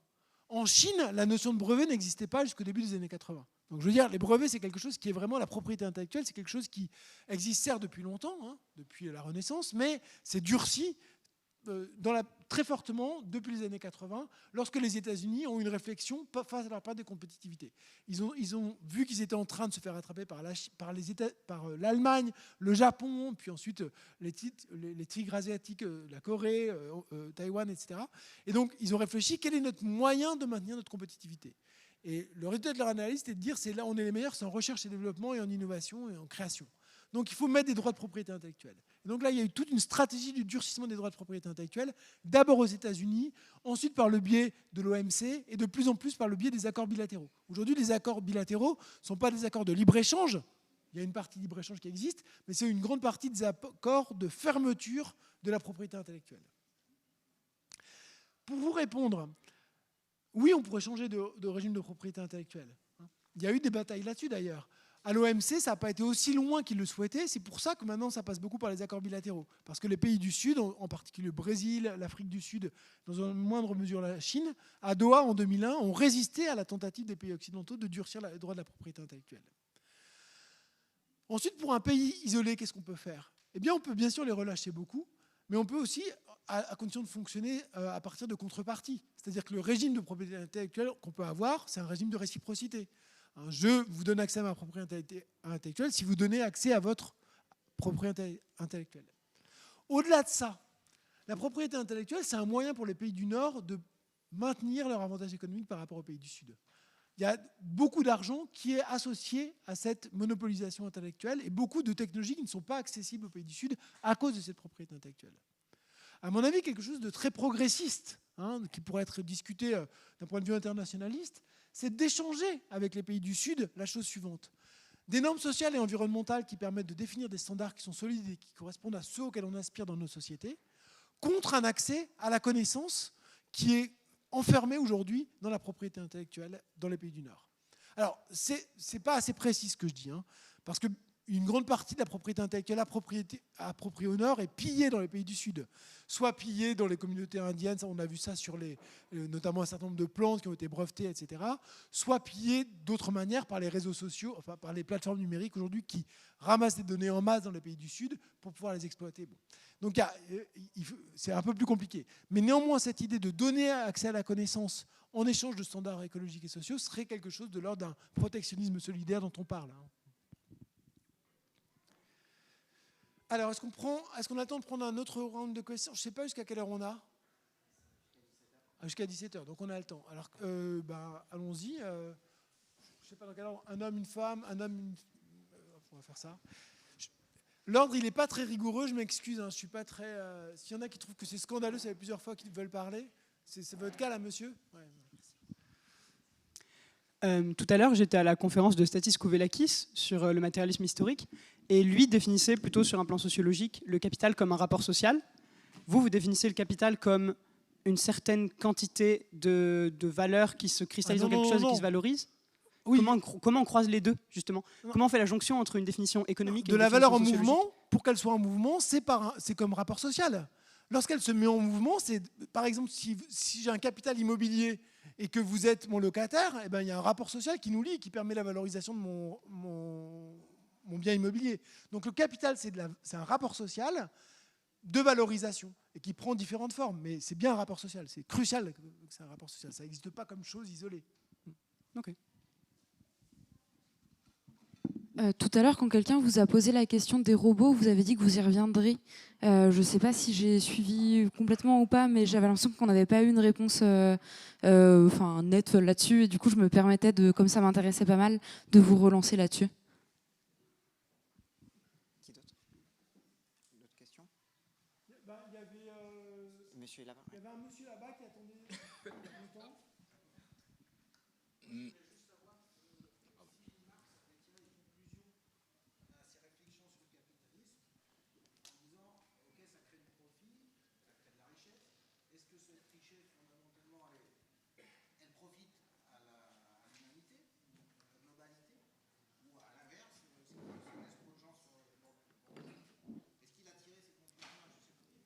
Bah, oui, c'est-à-dire que Marx il militait pour le communisme, pour un stade plus le socialisme et le communisme, c'est-à-dire des stades plus développés de l'humanité, où l'humanité en tant qu'humanité pourrait se réaliser, où les individus pourraient se réaliser. La dimension pro-individu chez Marx est souvent insuffisamment connue. Hein. L'émancipation individuelle, c'est quelque chose de crucial chez Marx. C'est non seulement l'émancipation collective, hein, mais c'est aussi de permettre la pleine réalisation des individus.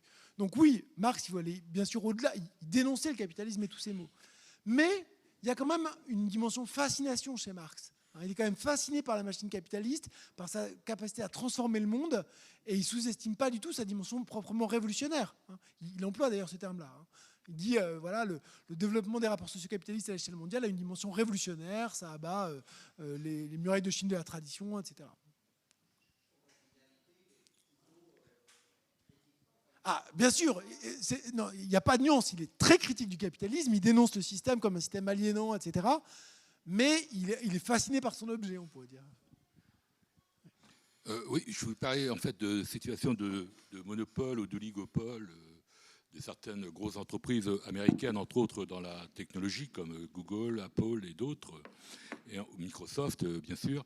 Et il y a une vingtaine d'années, quand ces entreprises sont arrivées et qu'elles sont arrivées à maturité, leur politique, c'était de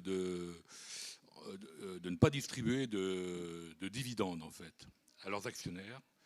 Et bon, ils distribuaient des intéressements à leurs salariés pour les fidéliser, effectivement, mais ils ne distribuaient absolument pas de dividendes.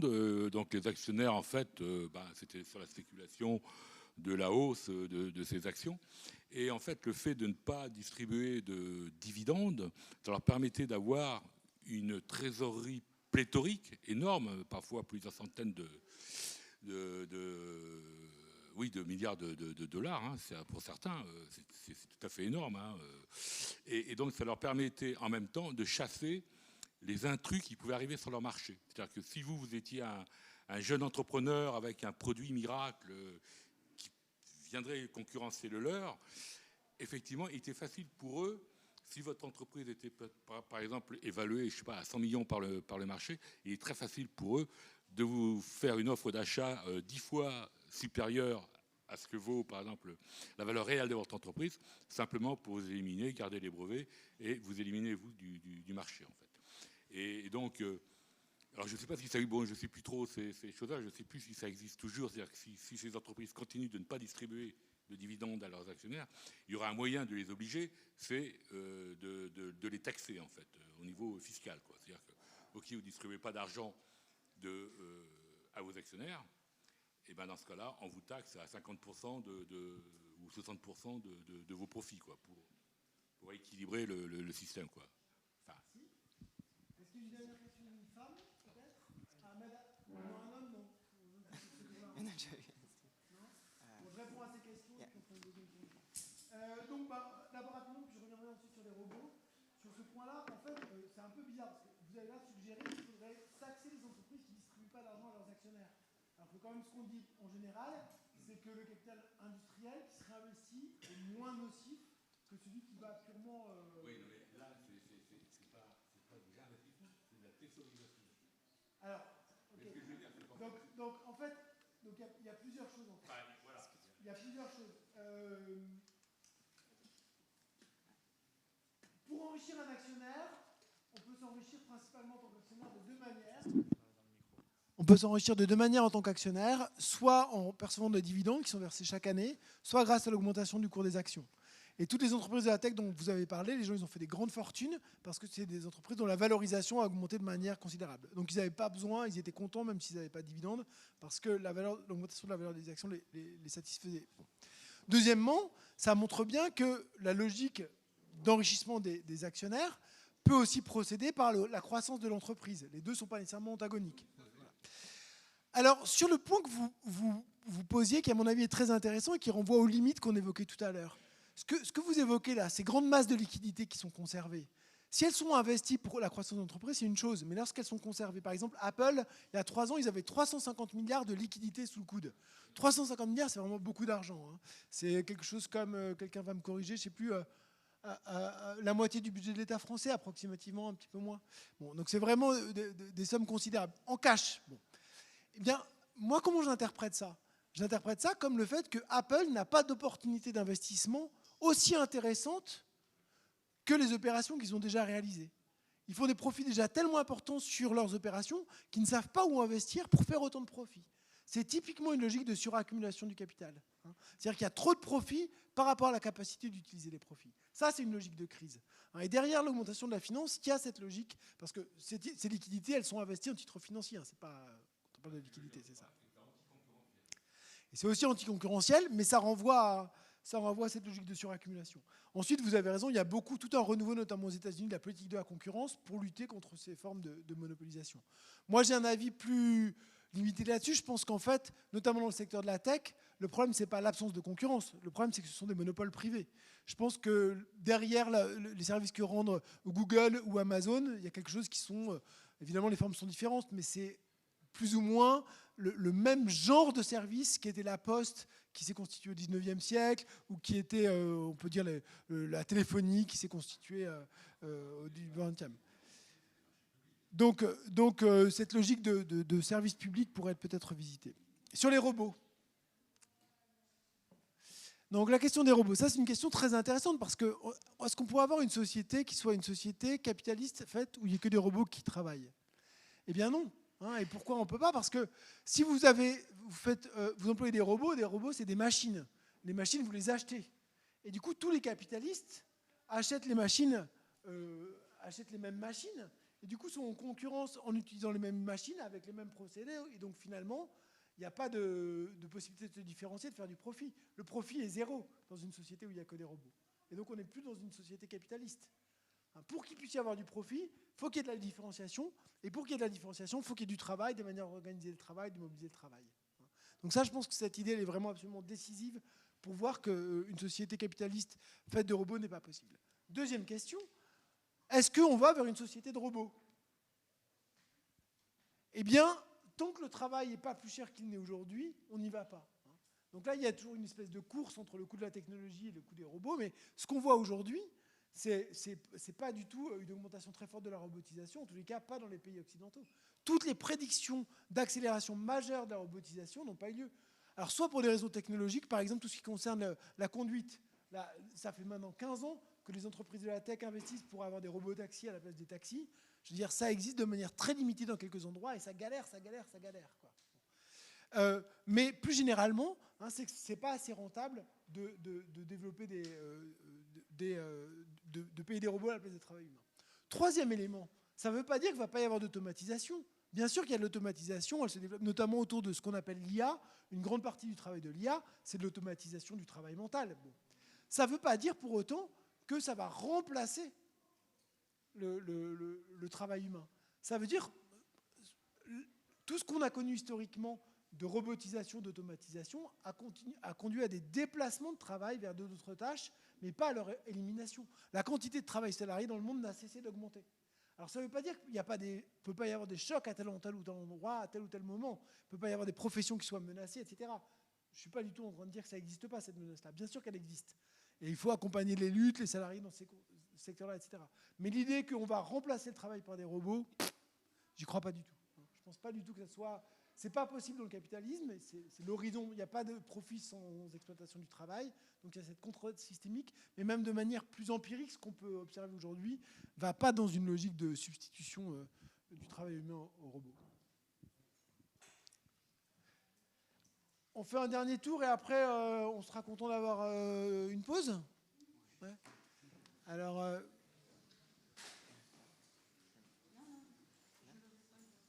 allez-y. Non. Ah, vous n'avez pas le droit. Elle ne devait pas le voir. Alors, je sais pas, une dame en priorité s'il y a, puis sinon, vous prenez un homme.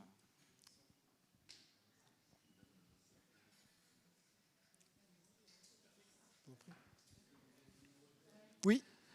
Tout à l'heure, nous avons évoqué le fait que les investissements que faisait une entreprise à l'intérieur d'elle-même étaient forcément issus des profits de cette même entreprise. Ah non, j'ai pas dit ça. J'ai pas dit était forcément issu. Non. Et nous avons parlé de ces investissements-là que cette entreprise pouvait faire et qui pouvaient être issus de ses profits. Je le reformule comme ça. est-ce qu'une entreprise qui ne verse pas de dividendes et qui n'a pas pour but de s'enrichir, d'enrichir des personnes en particulier, je pense par exemple à une entreprise qui serait détenue par des ouvriers, mais qui rentre pour le moins dans cette logique d'accumulation et d'amélioration de ses outils de production, est-ce qu'elle rentre du coup d'une certaine manière dans une logique capitaliste, ou est-ce qu'elle peut quand même s'en émanciper par des biais que vous évoquerez, Super j'espère. question. Ouais.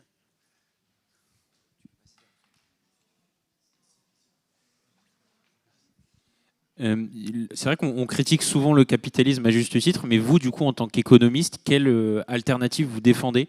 Et est-ce que vous avez des exemples concrets pour illustrer votre propos? Moi, je voudrais que vous reveniez sur un point, c'est sur la sécurité sociale. Est-ce que vous considérez que c'est un modèle de socialisation qui pourrait se développer dans une société, disons, libérée du capital?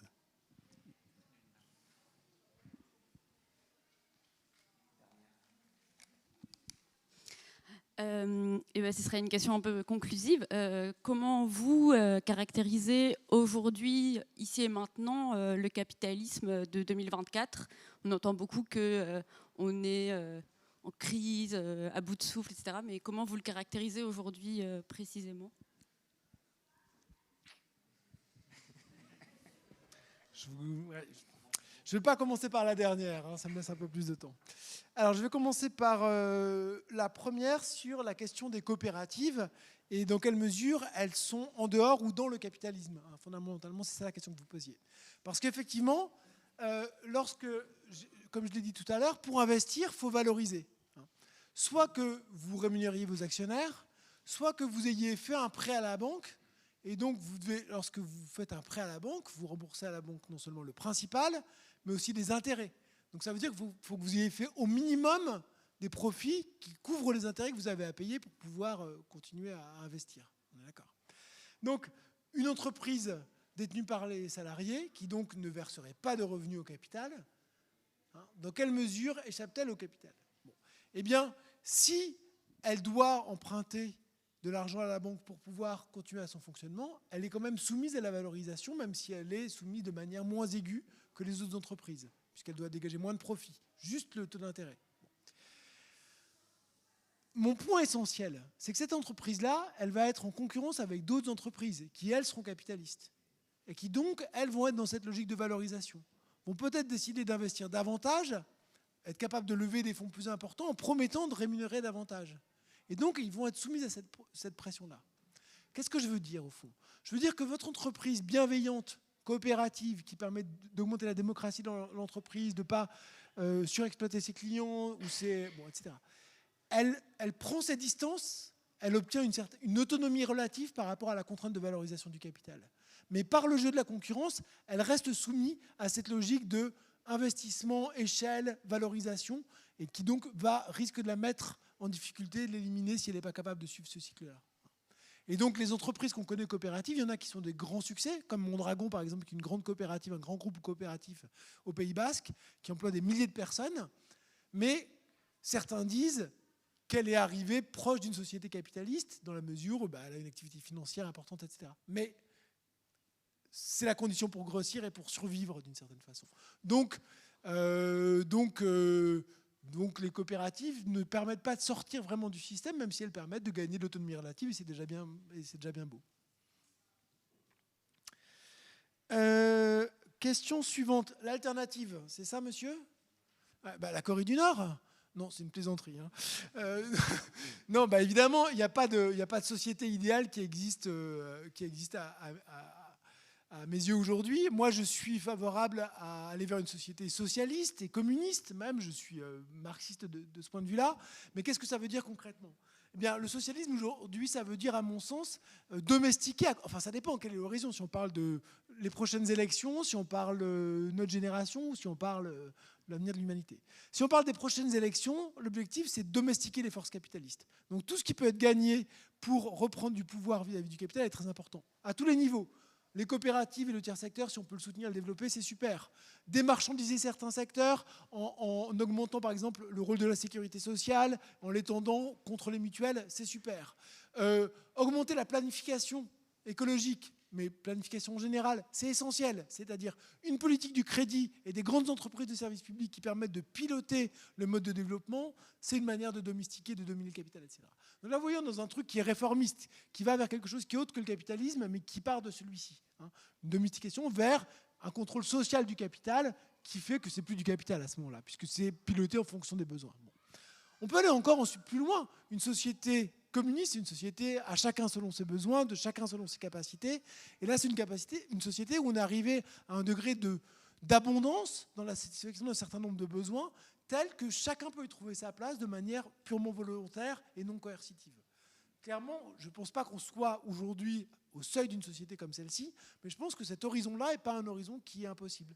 Et c'est important de garder le cap. La sécurité sociale. Alors, monsieur est un lecteur de Bernard Friot, je suppose. Pas du tout. Donc Bernard Friot est la personne qui a beaucoup travaillé sur cette question-là. Il dit en gros, il y a le germe d'une autre société dans notre société actuelle, c'est la sécurité sociale. Et il dit pourquoi ? Parce qu'on met en commun des ressources, on satisfait des besoins en dehors de la logique du marché, de manière associée à un statut qui est celui du salariat. Et le salariat donne droit finalement à ça. Et moi, je suis d'accord avec Bernard Friot, c'est quelque chose de très important. Ensuite, ce modèle-là, si c'est un guide important, si on peut l'étendre à d'autres éléments, il y en a qui parlent de sécurité sociale, du logement, de l'alimentation, etc. Ce modèle-là ne répond pas à toutes les questions que moi je me pose. Comment on fait pour décider de l'investissement ? Comment on fait pour décider de la satisfaction de tel ou tel besoin à telle ou telle personne, etc. Autant dans la santé, on a une approche qui est universelle, on considère que jusqu'à un certain point de vue, tous les besoins doivent être satisfaits. Autant, par exemple, sur la socialisation du voyage, c'est quelque chose qui se pose différemment. Donc, quelle est la place du marché ? Comment on l'organise ? Il me semble que ce modèle de la sécurité sociale ne répond pas à toutes les questions qu'on peut se poser. Mais c'est un élément positif très important à mobiliser. Capitalisme en 2024, où on en est ? Quel est son statut ? Donc, ma dernière question. Écoutez, c'est une question très difficile, mais je vais essayer d'y répondre en 3 points.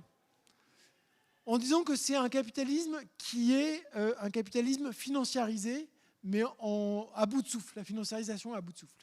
Depuis les années 80, on voit que la proportion de la sphère financière par rapport à la sphère réelle a augmenté de manière considérable.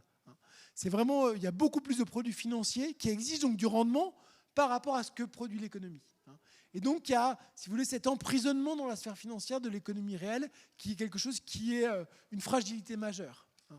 Et ça tient, la finance ne tient et n'occupe le rôle qu'elle a aujourd'hui à la fois en termes d'inégalité considérable, mais aussi de pouvoir qu'elle a sur les gouvernements, sur les entreprises, que parce que les gouvernements lui concèdent. Et en particulier par le biais des banques centrales qui sont venues sauver, qui n'arrêtent pas de sauver le secteur financier.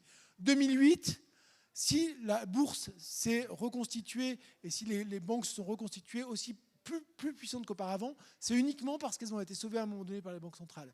Rebelote en 2020 pendant le Covid. Mars 2020, un moment extraordinaire. Je vous invite tous et toutes à regarder ce qui s'est passé sur les cours boursiers à ce moment-là. La bourse s'effondre, c'est normal. Mars 2020, l'économie s'arrête, c'est le confinement, voilà. Bon. Eh bien, 2 semaines après, les cours boursiers remontent fondamentalement. Alors que dans l'économie réelle, il ne s'est rien changé. Le confinement continue. Qu'est-ce qui s'est passé entre les deux ? Les banques centrales ont racheté massivement des titres. Donc voilà, ça c'est un moment où on voit vraiment que la finance est portée à bout de bras par les banques centrales. Et ça continue. Il y a eu, vous avez vu un petit crack financier là, il y a quelques jours au Japon et à Wall Street, mais il y a d'autres secteurs, il y a des fragilités, le private equity, etc. Donc ça, on n'en a pas fini avec ça, mais à chaque fois les banques centrales interviennent. Quelle est la limite de ça ? C'est une des grandes questions. Est-ce que finalement il y a une menace sur la stabilité monétaire qui pourrait être derrière ça ? C'est une des questions qu'on peut se poser. Donc première limite, première caractérisation, c'est un capitalisme financiarisé, mais avec une financiarisation à bout de souffle, en bout de course. Deuxième caractéristique, c'est un capitalisme qui est un capitalisme mondialisé, mais avec là encore une mondialisation qui débouche sur une confrontation. Je vous conseille, je crois qu'il vient d'ailleurs dans ces amphis, Benjamin Burbaumer a écrit un livre qui s'appelle Le capitalisme contre la mondialisation, où il montre comment la logique capitaliste en Chine et aux États-Unis est derrière la logique d'affrontement qui est en train de naître entre les deux. Et je pense que ça, c'est une donnée fondamentale de notre époque. On n'est pas du tout dans la période de la mondialisation des années 80 et 90, on est au contraire dans un moment où celle-ci arrive à bout de souffle et débouche sur une confrontation géopolitique. Et ça a des conséquences extraordinaires en termes de place justement de la politique industrielle, mais aussi nouveau espace pour les droits sociaux et danger majeur pour l'existence humaine.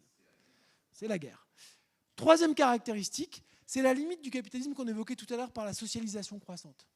L'élément décisif de la socialisation aujourd'hui, au sens que j'ai évoqué, c'est-à-dire une socialisation dans les mains d'entreprises gigantesques privées, c'est la socialisation de la connaissance. C'est le rôle des big tech, leur montée en puissance extraordinaire. Et là, il y a une dimension à la fois économique et politique qui est inédite dans le pouvoir qu'exercent ces grandes entreprises de la tech.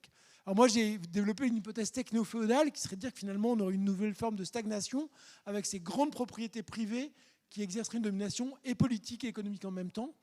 C'est une hypothèse. Il y en a d'autres qui rediscutent l'hypothèse du capitalisme monopoliste à la lumière de cette monopolisation dans le secteur de la connaissance. Mais là, il y a quelque chose de très important qui est en train de se jouer et qu'on ne comprend encore pas très bien. Donc voilà, financiarisation à bout de souffle, mondialisation qui débouche sur la confrontation et socialisation de la connaissance sont, à mon avis, les trois variables décisives pour penser les transformations du capitalisme contemporain. Elle crée la monnaie, la Banque centrale. Non, tant que vous les acceptez, c'est des vrais. C'est au moment où vous l'acceptez. Je vous remercie beaucoup toutes et tous pour toutes ces questions.